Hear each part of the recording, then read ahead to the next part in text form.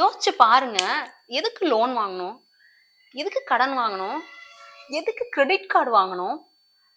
ஏன் அதெல்லாம் வாங்குனா தான் லைஃப்ப நம்மளால வந்து வாழ முடியுமா? இல்ல அது இல்லாமயே வாழலாம்ல? ஒரு பென் வாங்கணும் அப்டின்னா கூட உங்ககிட்ட ரூ. 10 இருந்தா தான் அத வாங்க முடியும். அதுவும் நீங்க வந்து சேமிச்சு வச்சு அதுல வாங்குனீங்கன்னா, அது உங்களோட பேனா. அதே இன்னொருத்தங்கிட்ட ஒரு ரூ. 10 கடன் வாங்கி வாங்குனீங்க அப்டின்னா, அது வந்து கடன்ல வாங்குன பொருள் தானே. அது உங்ககிட்ட நீடிக்குமா இல்லையாங்கிறது வந்து ரொம்ப சந்தேகமா தான் இருக்கும். அத மேபி அந்த பெர்சனே திரும்ப கேட்கறதுக்கும் வாய்ப்பு இருக்கு. சோ அதே மாரி தான் நம்ம வீட்ல இருக்க அப்ளையன்ஸஸ்லாம் வாங்குறோம் இல்லையா?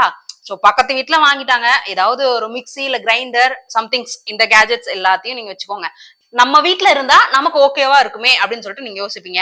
இல்ல ஏதாவது அரைக்கணும்னா கூட பக்கத்துல போய் கேட்கணுமே ஒரு மாதிரி கஷ்டமா இருக்கே. சோ இந்த மாதிரி தாட் ப்ராசஸ்ல எல்லாத்தையும் சேர்த்து தான் இந்த மாதிரி ஒரு இஎம்ஐல வாங்கினா நம்ம கட்டிக்கலாமே. இல்ல கிரெடிட் கார்டு இருந்துச்சுன்னா எப்ப வேணாலும் ஸ்வைப் பண்ணிக்கலாம்.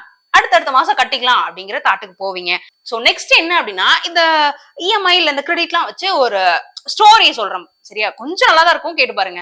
ஆக்சுவலா ஒரு கவர்மெண்ட் ஸ்கூல்ல படிச்சிட்டு இருக்க ஒரு குழந்தை, அவங்க கிளாஸ்ல இருக்க அந்த நிறைய ஸ்டூடெண்ட்ஸ் இருக்காங்க. அவங்க வீட்ல எல்லார் வீட்லயுமே வந்து ஃப்ரிட்ஜ் இருக்கு, வாஷிங் மிஷின் இருக்கு, ஏசி இருக்கு, இது எல்லாமே இருக்கு. அதுல ஒரு நாள் வந்து இப்ப நான் சொன்னேன் இல்லையா, அந்த குழந்தை வீட்ல இந்த மாதிரி எதுவுமே இல்ல. அவங்க நார்மலா தான் வாழ்ந்துட்டு இருக்காங்க. ஒரு வில்லேஜ் பீப்புள்னு கூட வச்சுக்கோங்க. எங்க ஃப்ரிட்ஜ்ல இந்த தண்ணியை வச்சோம்னா 10 நிமிஷத்துல கூல் ஆயிரும். உங்க வீட்ல ஃப்ரிட்ஜ் எப்படி அப்படின்னு சொல்லி கேட்டிருக்காங்க. அந்த பொண்ணு சொல்லியிருக்காங்க, எங்க வீட்ல ஃப்ரிட்ஜ் எல்லாம் இல்ல. நாங்க நார்மல் லைஃப் தான். எங்க வீட்ல கிணத்து தண்ணி தான் குடிப்போம் அப்படிங்கிற மாதிரி எல்லாம் பேசியிருக்காங்க. அப்புறம் அந்த பொண்ணு யோசிச்சிருக்கா, எல்லார் வீட்லயுமே இருக்கே, எல்லாருமே வச்சிருக்காங்களே அப்படின்னு அந்த பொண்ணு வீட்டுக்கு போயிட்டு ஈவினிங் வந்து அவங்க அம்மாட்ட உட்காந்து பேசிட்டு அழுந்திருக்கா. இந்த மாதிரி சொன்னாங்க, எனக்கும் வேணும் ஃப்ரிட்ஜ் தண்ணி எல்லாம் வேணும் அப்படின்னு சொல்லிட்டு அடம் பிடிக்க ஆரம்பிச்சிருக்கா. அவங்களோட பேரண்ட்ஸும் வந்து பொண்ணு அடக்கவே முடியலன்னு சொல்லிட்டு ஃப்ரிட்ஜை வாங்கிட்டாங்க. ஈவன் அவங்க வந்து ஒரு சின்ன பொண்ணு தான். அவங்களுக்கு வந்து நம்மளோட சேவிங்ஸ் ப்ராசஸ் எப்படி, அடுத்து எப்படி லோன் கட்டுவோம், இல்ல என்ன பண்ணுவோம் அப்படிங்கறதெல்லாம் எதுவுமே தெரியாது. அவங்களுக்கு நீங்க சொல்லி புரிய வச்சுதான் ஆகணும். அப்படி பண்ண முடியலன்னா அடம் பிடிச்சதுக்கான ரீசன் வாங்கிருவீங்க இல்லையா? சோ வாங்கினதுக்கு அப்புறம் கரெக்டா அவங்க வாங்குறாங்க. அன்னைக்கு ஈவினிங் அவங்க அம்மாக்கு உடம்பு சரியில்லை. ஹாஸ்பிட்டல் போயே ஆகணும். அங்க போனா கண்டிப்பா சர்ஜரி பண்ணணும்னு சொல்லிட்டாங்க. அவங்க அப்பா வாங்கின சேலரியில ஃப்ரிட்ஜை வாங்கியாச்சு அண்ட் வீட்டுக்கு திங்ஸ் வாங்கியாச்சு. இப்ப அவங்க அம்மாக்கு வந்து மெடிக்கலுக்கு கட்டியே ஆகணும்.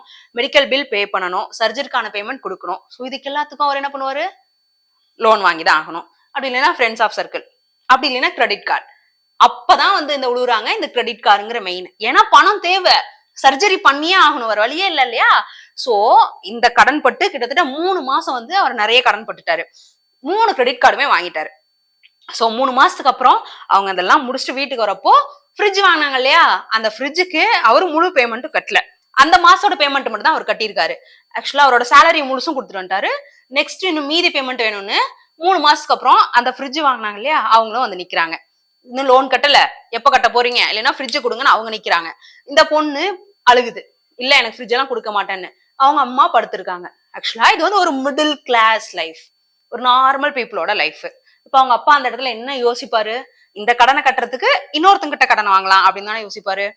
அடுத்தடுத்து கடன் கடன் கடனுக்கு மேலேயே தானே போகும். இல்ல அவங்க உட்காந்து கொஞ்சம் யோசிச்சிருந்தாங்க அப்படின்னா, சரி ஒரு 2 மாசம் சம்பளத்தை சேர்த்து வச்சு 3வது மாசமா வந்து அந்த ஃப்ரிட்ஜை வாங்கிக்கலாம் அப்படின்னு அந்த ஒரு நிமிஷம் யோசிச்சிருந்தாங்க அப்படின்னா கண்டிப்பா இவங்களுக்கு இவ்வளவு செலவு இருந்திருக்காது. சரி ஓகே, அந்த ஃப்ரிட்ஜ் மேட்டருக்கே வந்துரும். அந்த கடன்காரன் என்ன சொல்றானா, அதாவது லோன் கட்டல, ஃப்ரிட்ஜுக்கான இஎம்ஐ கட்டல, அவர் என்ன சொல்றாருன்னா, எனக்கு காசு தான் முக்கியம். உன் ஃபேமிலி எப்படி போகுது, உன் குழந்தை என்ன பண்ணுது, அதெல்லாம் எனக்கு பிரச்சனை இல்ல. எனக்கு தேவை காசு, இல்லைன்னா ஃப்ரிட்ஜை கொடு. சோ நீங்க என்ன பண்ணணும் அப்படின்னு நான் என்ன சொல்றேன் அப்படின்னா, நீங்க ஏதாவது ஒரு பொருள் கண்டிப்பா வாங்கியே ஆகணும், தேவைப்படுது அப்படின்னு யோசிச்சிட்டீங்கன்னா ஒரு பிளான் போடுங்க. அந்த பிளானை எந்த மாதிரி எல்லாம் போடலாம், இந்த மந்த் இவ்வளவு சேலரியா, இதுக்காக இவ்வளவு ஒதுக்குவோம், வீட்டுக்காக இவ்வளவு கொடுத்துருவோம். இதுல நீங்க என்கிட்ட கேட்கலாம், கடமை இருக்குன்னா கண்டிப்பா கடனும் இருக்கதான் செய்யும், விலைவாசி ஏற்றத்துல கூட எங்களுக்கு எல்லாம் கடன் இருக்கலாம்ல அப்படின்னு நீங்க வந்து கண்டிப்பா என்கிட்ட கேட்கலாம். எல்லாமே இருக்கும் தான். உங்ககிட்ட என்ன இருக்கோ அதை வச்சு அதுக்கு தகுந்தமான பொருள்களை வாங்க பழகிக்கோங்க. போதும் என்ற மனமே பொன்செய் அப்படின்ற பழமொழியே இருக்கு. அதுக்கு ஈக்குவலா உங்களோட லைஃப கொண்டு போனீங்க அப்படின்னா கண்டிப்பா உங்க ஃபியூச்சர் நல்லாவே இருக்கும். மேபி நீங்க வந்து இந்த ஸ்ட்ரகிள்ஸ்ல எல்லாம் சிக்காம நல்லாவே மேல வருவீங்க. So go through it.